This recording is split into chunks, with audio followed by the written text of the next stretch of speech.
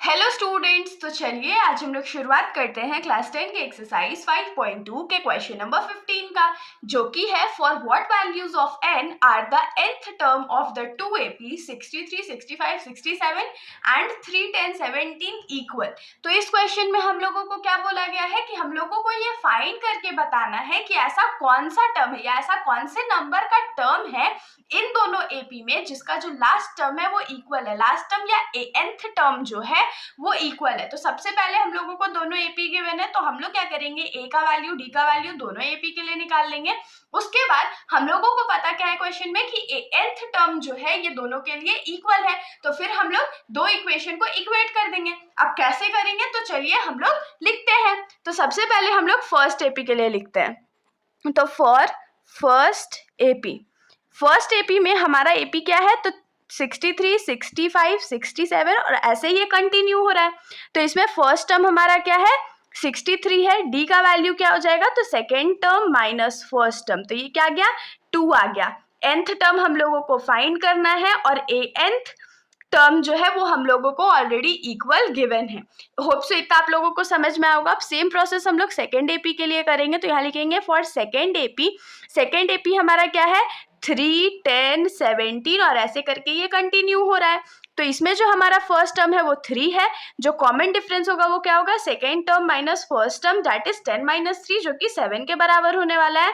n का value हम लोगों को फाइंड करना है और an का वैल्यू तो हम लोगों को इक्वल गिवन है।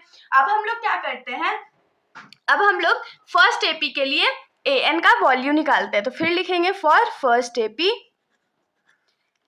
an इज इक्वल्स टू क्या हो जाएगा, a plus n minus 1 into D. an is equals to क्या हो जाएगा, a का वैल्यू कितना है, 63 है, प्लस n तो हम लोगों को पता नहीं है और d का वैल्यू हमारा 2 है। इसको हम लोग मान लेते हैं इक्वेशन नंबर 1।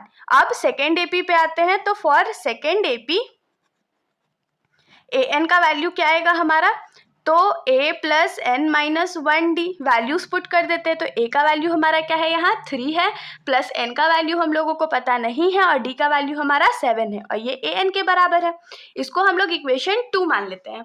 अब हम लोग लिखेंगे कि हम लोगों को क्या क्वेश्चन में क्या गिवन था कि जो nth टर्म है वो इक्वल है। तो हम लोग लिखेंगे since the nth term of 2 APs are equal, क्योंकि जो nth टर्म है AP का वो इक्वल है ना। तो यहाँ पर देखिए इक्वेशन 1 और इक्वेशन 2 में हमारा जो LHS है वो इक्वल है और हम लोग जानते हैं कि जब हमारा LHS जो है वो इक्वल होता है तो हमारा RHS भी इक्वल होता है। तो यहाँ पर हम लोग लिख लेंगे now in equation 1 and 2, equation 1 and 2 में हम लोग को क्या पता है कि LHS is equals to LHS है, therefore RHS is equals to RHS होगा। अगर LHS बराबर होता है तो RHS भी हमारा इक्वल होता है। तो यहाँ पर हमारा फर्स्ट इक्वेशन में से हमारा RHS क्या है, तो 63 प्लस n माइनस 1 इंटू 2 है और सेकेंड इक्वेशन में क्या है, तो 3 प्लस n माइनस 1 इंटू 7 है। इसको थोड़ा सा हम लोग सॉल्व कर लेते हैं। तो ये हो जाएगा 63 plus 2 into n, 2n minus 2 1 जा 2 is equals to 3 plus 7 into n, 7n minus 7 1 जा 7। तो 63 में से 2 जाएगा तो 61 बचेगा, 61 plus 2n is equals to क्या हो जाएगा, फिर देखिए 7 और यहाँ पर 3 जो है 3 प्लस में है 7 माइनस में है, तो प्लस माइनस माइनस होता है। तो 7 में से 3 जाएगा तो 4 बचेगा, क्योंकि 7 बड़ा था इसीलिए माइनस का साइन लगेगा, प्लस 7। अब हम लोग क्या करते हैं, जो n का वैल्यूज है या जो वेरिएबल्स है हम लोग उसको लेफ्ट साइड में भेज देते हैं और जो न्यूमेरिक टर्म है उसको हम लोग RHS में रखेंगे। तो ये क्या हो जाएगा, 2n, 7n इस साइड प्लस में है तो इधर जाके वो माइनस हो जाएगा, तो minus 7n is equals to यहाँ पर -4 है और 61 लेफ्ट साइड में प्लस में है तो इस साइड जाके वो माइनस में हो जाएगा, तो -61 हो जाएगा। तो 7 में से 2 जाएगा तो 5n बचेगा और अब 7 बड़ा था तो माइनस का साइन, माइनस माइनस प्लस होता है लेकिन साइन तो माइनस का लगेगा। तो 61 में जब 4 प्लस करेंगे तो 65 हो जाएगा और माइनस का साइन लगेगा, तो ये माइनस और ये माइनस कट गया। अब देखिए इसको हम लोग थोड़ा सा यहीं एडजस्ट कर लेते हैं। हम लोगों को क्या मिल गया, 5n इज इक्वल्स टू 65। तो n का वैल्यू क्या हो जाएगा, 65 डिवाइडेड बाई 5। तो 65 को 5 से डिवाइड कर देते हैं, तो 5 1 जा 5